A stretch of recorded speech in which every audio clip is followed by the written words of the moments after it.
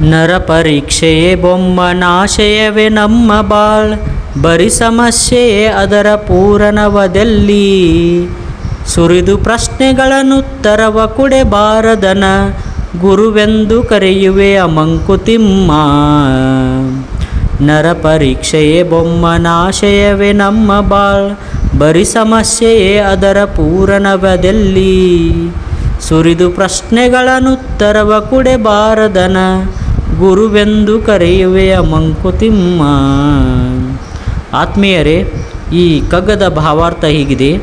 ಭಗವಂತನ ಇಚ್ಛೆ ಕೇವಲ ಮನುಷ್ಯರನ್ನು ಪರೀಕ್ಷೆ ಮಾಡುವುದೇ? ನಮ್ಮ ಬದುಕು ಬರೀ ಸಮಸ್ಯೆಯೇ? ಈ ಬದುಕಿನ ಸತ್ವವೆದೆಲ್ಲಿ? ಹೀಗೆ ಒಂದೇ ಸಮನೆ ನಮ್ಮ ಮನದಲ್ಲಿ ಪ್ರಶ್ನೆಗಳನ್ನು ಸುರಿದು ಉತ್ತರ ನೀಡಲು ಬಾರದವನನ್ನು ಗುರುವೆಂದು ಕರೆಯಬೇಕೇ? ಜೀವನದ ಜಂಜಾಟಗಳಲ್ಲಿ ಬೆಂದು ನೊಂದ ಮನುಷ್ಯನ ಮಾತುಗಳಿವು.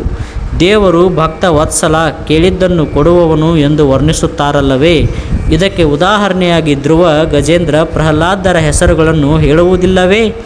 ಅವರ ಪ್ರಾರ್ಥನೆಗಳನ್ನು ಕೇಳದ ದೇವರು ನಮ್ಮ ಬೇಡಿಕೆಗಳನ್ನು ಏಕೆ ಪೂರೈಸುವುದಿಲ್ಲ? ಬರೀ ನಮ್ಮನ್ನು ಪರೀಕ್ಷೆ ಮಾಡುವುದೇ ಅವನ ಇಚ್ಛೆಯೇ? ನಮ್ಮ ಬಾಳು ಸಮಸ್ಯೆಗಳ ಆಗರವಾಗಿದೆ. ರೋಗ, ವಿಯೋಗ, ದಾರಿದ್ರ್ಯಗಳಿಂದ ಜನ ಪೀಡಿತರಾಗಿದ್ದಾರೆ. ಈ ಬಾಳಿಗೆ ಕಷ್ಟಗಳಲ್ಲದೆ ಬೇರೆ ಸತ್ವ ಇದೆಯೇ? ಭಗವಂತ ನಮ್ಮ ಮುಂದೆ ಪರೀಕ್ಷೆಗಳ ಪ್ರಶ್ನೆಗಳನ್ನೇ ಸುರಿಯುತ್ತಾನೆ, ಆದರೆ ಅವುಗಳಿಗೆ ಉತ್ತರವನ್ನೇ ಕೊಡುವುದಿಲ್ಲ ಎನ್ನಿಸುತ್ತದೆ. ಇಂಥವನನ್ನು ಗುರು ಎಂದು ಕರೆಯುವುದು ಸರಿಯೇ ಎಂಬುದು ಕಗ್ಗದ ಪ್ರಶ್ನೆ. ಹಿಂದೆ ಹೇಳಿದ ಹಾಗೆ ಇವು ಸಂದೇಹದ, ನಿರಾಸೆಯ ಉದ್ಗಾರಗಳಲ್ಲ.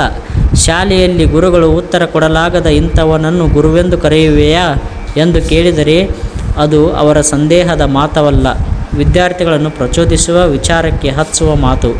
ಪ್ರತಿಯೊಂದಕ್ಕೂ ಭಗವಂತನಿಂದ ಉತ್ತರ ಅಪೇಕ್ಷಿಸಬೇಕೇ ಎನ್ನುವ ಸೂಚನೆಯೂ ಇದೆ.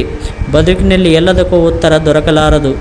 ಕೆಲವು ಕೇವಲ ಅನುಭವಕ್ಕೆ ಮಾತ್ರ ನಿಲುಕುವಂತಹವು. ಬೃಹದಾರಣ್ಯಕರ ಉಪನಿಷತ್ತಿನಲ್ಲಿ ಒಂದು ಸೊಗಸಾದ ಪ್ರಸಂಗ.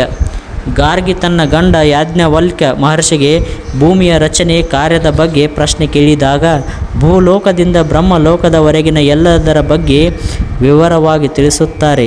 ಆಕೆ ಕುತೂಹಲದಿಂದ ಬ್ರಹ್ಮಲೋಕದ ರಚನೆಯ ಬಗ್ಗೆ ಕೇಳಿದಾಗ ಯಾಜ್ಞವಲ್ಕ್ಯರು ಮಾತಿಪ್ರಾಕ್ಷಿ, ಅಂದರೆ ಅತಿಯಾದ ಪ್ರಶ್ನೆ ಕೇಳಬೇಡ ಎನ್ನುತ್ತಾರೆ.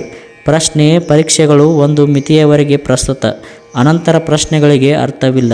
ಯಾಕೆಂದರೆ ನಂತರ ಬರುವುದು ಮಾತಿಗೆ ನಿಲುಕದ್ದು, ಅನುಭವವೇ ಅದಕ್ಕೆ ಗತಿ.